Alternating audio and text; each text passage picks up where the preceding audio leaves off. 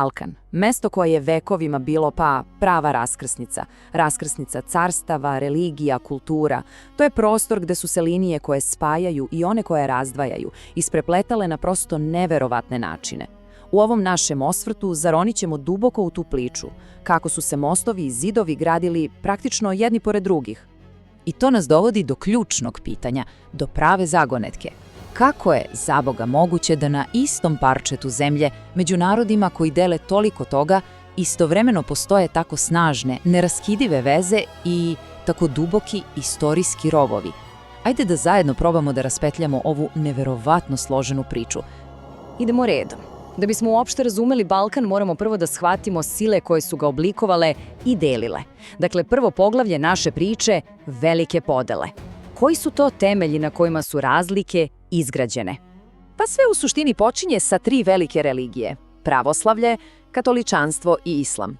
Ali pazite, ovo nisu bili samo sistemi verovanja. Ne, oni su bili pravi stubovi koji su oblikovali potpuno različite kulture, tradicije, pa čak i čitave društvene strukture širom Balkana.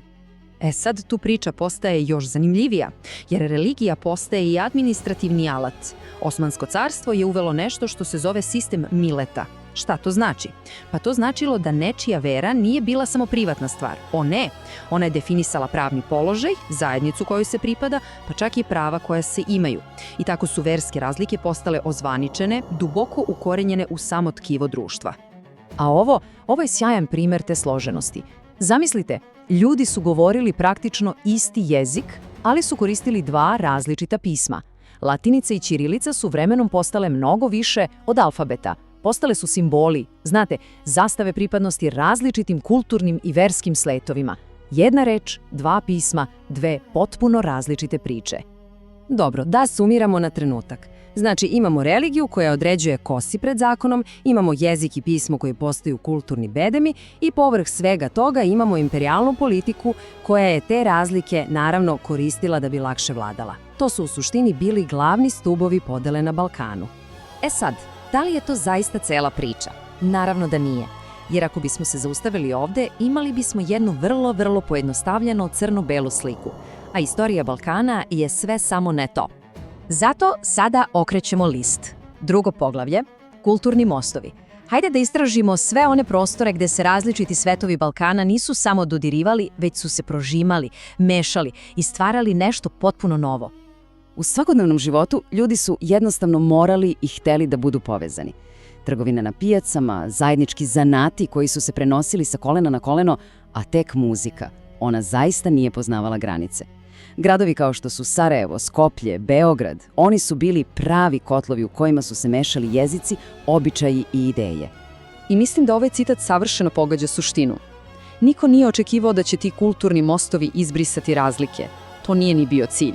Cilj je bio da se omogući život uprkos njima. Ljudi su dobro znali ko su i odakle su, ali su isto tako znali kako da sarađuju, trguju, pa i da stvaraju zajedno. I onda dolazimo do 19. veka. Tada se ta delikatna ravnoteža polako, ali sigurno menja. Kulturni identitet, koji je do tada bio deo svakodnevnog života, odjednom postaje moćno oružje u rukama novih nacionalnih pokreta. Identitet postaje politika. Pogledajmo samo ovaj vremenski sled. Širom Balkana kultura postaje motor politike. U Srbiji književnost i jezik se koriste da se izgradi svest o naciji. U Bugarskoj borba za jezik i crkvenu autonomiju postaje zapravo borba za slobodu. U Grčkoj se pozivanje na slavno antičko nasleđe i pravoslavlje koristi kao osnova za stvaranje moderne države. A velika carstva? Pa naravno, ona su sve to pomno posmatrala i koristila za svoje interese. Ova tabela nam jasno pokazuje 2 različite, ali podjednako efikasne strategije. Osmanlije su se oslanjale na verske podele koje su već postojale. Sa druge strane, Austro-Ugarska je često favorizovala jednu zajednicu, u ovom slučaju katoličku, kako bi osigurala lojalnost i kontrolu. U ova slučaja ishod je bio isti – produbljivanje već postojećih razlika. I onda naravno dolazimo do 20. veka i tog velikog ogromnog eksperimenta Jugoslavije. To je bio neverovatan ambiciozan pokušaj da se svi ti kulturni mostovi konačno spoje u jednu jedinstvenu državnu strukturu. Ali nasleđe vekovnih podela pokazalo se kao ogroman teret, kao izazov koji je konstantno testirao same temelje te države.